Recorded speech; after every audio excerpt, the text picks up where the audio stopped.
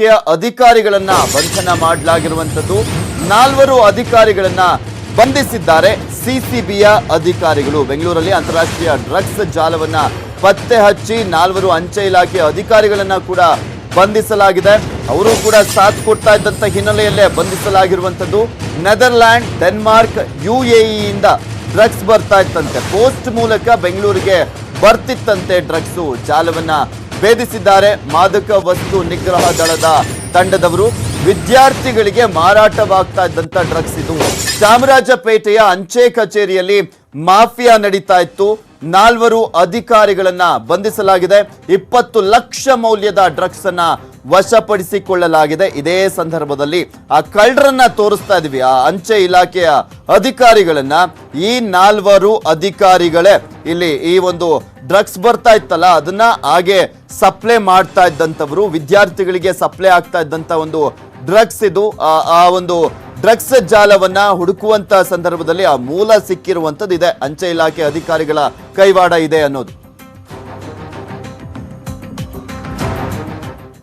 ಇನ್ನೊಂದ್ ಕಡೆ ಸಿಸಿಬಿ ಅಧಿಕಾರಿಗಳು ಭರ್ಜರಿ ಕಾರ್ಯಾಚರಣೆಯನ್ನು ನಡೆಸಿದ್ದಾರೆ. ಸಿಸಿಬಿ ಬಲೆಗೆ ಬಿದ್ದಿದ್ದಾರೆ ಗನ್ ಸಪ್ಲೈಯರ್ಸ್. ಕ್ರಿಮಿನಲ್ಸ್ಗೆ ಗನ್ ಸಪ್ಲೈ ಮಾಡ್ತಾ ಇದ್ದಂತ ಗ್ಯಾಂಗ್ ಅನ್ನ ಅಂದರ್ ಮಾಡಿದ್ದಾರೆ ಸಿಸಿಬಿ ಅಧಿಕಾರಿಗಳು. 6 ಮಂದಿ ಗನ್ ಸಪ್ಲೈಯರ್ಸ್ ಅನ್ನ ಬಂಧನ ಮಾಡುವಲ್ಲಿ ಯಶಸ್ವಿಯಾಗಿದ್ದಾರೆ. 4 ಕಂಟ್ರಿ ಮೇಡ್ ಪಿಸ್ತೂಲ್, 8 ಜೀವಂತ ಗುಂಡುಗಳನ್ನ ಕೂಡ ವಶಪಡಿಸಿಕೊಳ್ಳಲಾಗಿದೆ. ರೌಡಿಗಳಿಗೆ, ಡಾನ್ಗಳಿಗೆ ಗನ್ ಮಾರ್ತಾ ಇದ್ದಂತ ಗ್ಯಾಂಗ್ ಅಂತ ಇಂದು ಎಂತ ಮೋಸ್ಟ್ ಡೇಂಜರಸ್ ಗ್ಯಾಂಗ್ ಇರ್ಬೋದು ಇದು. ಬಂಧಿತನಲ್ಲಿ ಓರ್ವನಿಗೆ ಕಾಂಗ್ರೆಸ್ ಜೊತೆ ನಂಟು ಕೂಡ ಇದೆ. ಕಾಂಗ್ರೆಸ್ ನಾಯಕರ ಜೊತೆ ಕಾಣಿಸಿಕೊಂಡಿದ್ದಾನೆ ಈ ಆರೋಪಿ.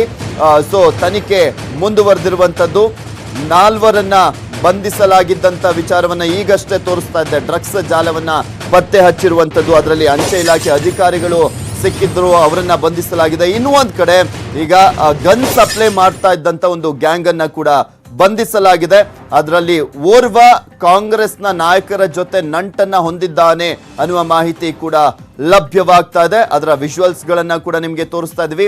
ಬಲಭಾಗದ ವಿಂಡೋದಲ್ಲಿ ನೀವು ಗಮನಿಸ್ತಾ ಇದ್ದೀರಾ ಕಾಂಗ್ರೆಸ್ ನಾಯಕರ ಜೊತೆ, ಅದರಲ್ಲೂ ಎಸ್ಪೆಷಲಿ ಕೆಪಿಸಿಸಿ ಹಾಲಿ ಅಧ್ಯಕ್ಷರಾಗಿರುವಂತಹ ದಿನೇಶ್ ಗುಂಡೂರಾವ್, ಭೈರತಿ ಸುರೇಶ್ ಅವರ ಜೊತೆ ಅವರು ಫೋಟೋವನ್ನ ಕೂಡ ತೆಗೆಸಿಕೊಂಡಿದ್ದಾರೆ. ಇದೆರಡು ವಿಚಾರಕ್ಕೆ ಸಂಬಂಧಪಟ್ಟಂತೆ ಕಂಪ್ಲೀಟ್ ಡೀಟೇಲ್ಸ್ ಅನ್ನ ನೀಡ್ತಾರೆ ನಮ್ಮ ಪ್ರತಿನಿಧಿ ಮಂಜು ಆರ್ಯ ದೂರವಾಣಿ ಸಂಪರ್ಕದಲ್ಲಿದ್ದಾರೆ. ಎಸ್ ಮಂಜು, ಯಾವ ರೀತಿಯಾಗಿತ್ತು ಕಾರ್ಯಾಚರಣೆ? ಕಳೆದ ಕೆಲವು ದಿನಗಳಿಂದಲೂ ಕೂಡ ಅಷ್ಟೇ ಬೆಂಗಳೂರು ನಗರದಲ್ಲಿ ಏನು ಅಕ್ರಮವಾಗಿ ಗನ್ಗಳ ಮಾರಾಟ ಆಗ್ತಿದೆ ಅಂತ ಏನು ಸಿಸಿಬಿಗೆ ಒಂದು ದೂರು ದಾಖಲಾಗಿತ್ತು. ಈ ಒಂದು ದೂರಿನ ಅನ್ವಯವಾಗಿ ಸಿಸಿಬಿ ಪೊಲೀಸರು ಇದಕ್ಕೆ ಮತ್ತೆ ಈ ಒಂದು ಅಕ್ರಮವಾಗಿ ಗನ್ಗಳನ್ನ ಮಾರಾಟ ಮಾಡ್ತಿರುವಂತಹ ಜಾಲವನ್ನ ಪತ್ತೆ ಮಾಡಬೇಕು ಅಂತ 3 ವಿಶೇಷವಾದಂತಹ ತಂಡಗಳನ್ನ ರಚನೆ ಮಾಡಿದ್ರು. ಅದರನ್ವಯವಾಗಿ ಈಗ 4 ಜನ ಆರೋಪಿಗಳನ್ನ ಈಗಾಗಲೇ ಸಿಸಿಬಿ ಪೊಲೀಸರು ಕಸ್ಟಡಿಗೆ ಪಡೆದು ಎನ್ಕ್ವೈರಿ ಮಾಡ್ತಾರೆ. ಎನ್ಕ್ವೈರಿ ಮಾಡಿದಂತಹ ಸಂದರ್ಭದಲ್ಲಿ ಅದರಲ್ಲಿರುವಂತಹ ಓರ್ವ ಪ್ರಮುಖ ಆರೋಪಿ ಅಸ್ಲಾಂ ಎಂಬಾತ. ಈ ಒಂದು ಅಸ್ಲಾಂ ಏನಿದ್ದಾನೆ ಈತ ಏನು ಬೇರೆ ಬೇರೆ ದೇಶಗಳಿಂದ ಈ ಒಂದು ರಾಜ್ಯಗಳಿಂದ ಗನ್ಗಳನ್ನ ತಂದು ಇಲ್ಲಿ ಮಾರಾಟ ಮಾಡ್ತಿದ್ದ. 20,000ಕ್ಕೆ ಪ್ರತಿಯೊಂದು ಗನ್ಗಳನ್ನು ಕೂಡ ಈತ ಮಾರಾಟ ಮಾಡ್ತಿದ್ದಾಗಿ ಕೂಡ ಅಷ್ಟೇ ವಿಚಾರಣೆ ವೇಳೆ ಬಾಯ್ ಬಿಡ್ತಾನೆ. ಕೇವಲ ಇದಿಷ್ಟೇ ಅಲ್ಲದೇನು ಏನು ಬೆಂಗಳೂರಿನಲ್ಲಿ ಅನೇಕ ಅಂಡರ್ ವರ್ಲ್ಡ್ ಡಾನ್ಗಳಿಗೂ ಕೂಡ ಅಷ್ಟೇ ನಾನೇ ಗನ್ಗಳನ್ನ ಸಪ್ಲೈ ಮಾಡಿದ್ದೀನಿ ಅನ್ನೋದನ್ನು ಕೂಡ ಈಗ ಪ್ರೈಮರಿ ಇನ್ವೆಸ್ಟಿಗೇಷನ್ ಅಂತ ಬಾಯ್ಬಿಟ್ಟಿದ್ದಾನೆ. ಆದ್ರೆ ಯಾವ ಅಂಡರ್ ವರ್ಲ್ಡ್ ಡಾನ್ಗಳಿಗೆ ಈತ ಗನ್ಗಳನ್ನ ಸಪ್ಲೈ ಮಾಡಿದ್ದ ಅನ್ನೋದನ್ನ ಈಗ ಇನ್ವೆಸ್ಟಿಗೇಷನ್ ಇಂದಷ್ಟೇ ಗೊತ್ತಾಗಬೇಕಾಗಿದೆ. ಕೇವಲ ಈ ಒಂದು ಅಸ್ಲಾಂ ಎಂಬಾತನ ಹಿನ್ನೆಲೆಯನ್ನ ನೋಡ್ತಾ ಇದ್ ನಿಜಕ್ಕೂ ಕೂಡ ಆಶ್ಚರ್ಯ ಅನ್ಸುತ್ತೆ. ಯಾಕಂದ್ರೆ ಈತ 2001ರಲ್ಲಿ ಏನೋ ಬ್ಯಾಸ್ಕೆಟ್ ಬಾಲ್ ಪ್ಲೇಯರ್ ಆಗಿದ್ದ, ಜೊತೆಗೆ ಭಾರತದ ಪರವಾಗಿ ಅಥ್ಲೆಟಿಕ್ ನಲ್ಲಿ ಕೂಡ ಈತ ಭಾಗವಹಿಸಿದ್ದ. ಇದಾದಂತಹ ಬಳಿಕ ಏನು ಈತ ಕಾಂಗ್ರೆಸ್ ಪಕ್ಷದಲ್ಲಿಯೂ ಕೂಡ ಸಕ್ರಿಯ ಕಾರ್ಯಕರ್ತರಾಗಿ ಕೆಲಸ ಮಾಡ್ತಿದ್ದ. ಇದರೆಲ್ಲದರ ನಡುವೆಯೂ ಕೂಡ ಈತ ಈ ಒಂದು ಅಕ್ರಮವಾಗಿ ಗನ್ಗಳನ್ನ ಮಾರಾಟ ಮಾಡುವಂತ ದಂಧೆಗಿಳಿದು ಸುಮಾರು 10-15 ವರ್ಷಗಳಿಂದ ಇದೇ ರೀತಿಯಂತ ದಂಧೆಯನ್ನ ನಡ್ಸ್ಕೊಂಡ್ ಬಂದಿದ್ದ. ಜೊತೆಗೆ ಬೆಂಗಳೂರಿನಲ್ಲಿ ಸಾಕಷ್ಟು ಭೂಗತ ಪಾತಕಿಗಳು ಕೂಡ ಈತ ಗನ್ಗಳನ್ನ ಮಾರಾಟ ಮಾಡಿರೋದಾಗಿ ಕೂಡ ಈಗಾಗಲೇ ಸಿಸಿಬಿ ಪೊಲೀಸರ ಒಂದು ತನಿಖೆಯಿಂದ ಗೊತ್ತಾಗಿರುವಂತಹದ್ದು. ಕೇವಲ ಇದೊಂದೇ ಪ್ರಕರಣವನ್ನಷ್ಟೇ ಅಲ್ಲದೇನು ಹೊರದೇಶದಿಂದ ನೆದರ್ಲ್ಯಾಂಡ್ ಆಗಿರ್ಬೋದು, UAE ಇಂದ ಬಂದಂತಹ ಒಂದು ಡ್ರಗ್ಸ್ ನ ಜಾಲದಲ್ಲಿ 4 ಅಂಚೆ ಕಚೇರಿಯ ಅಧಿಕಾರಿಗಳನ್ನು ಕೂಡ ಈಗಾಗಲೇ ಸಿಸಿಬಿ ಪೊಲೀಸರು ಅರೆಸ್ಟ್ ಮಾಡ್ಕೊಂಡಿದ್ದಾರೆ.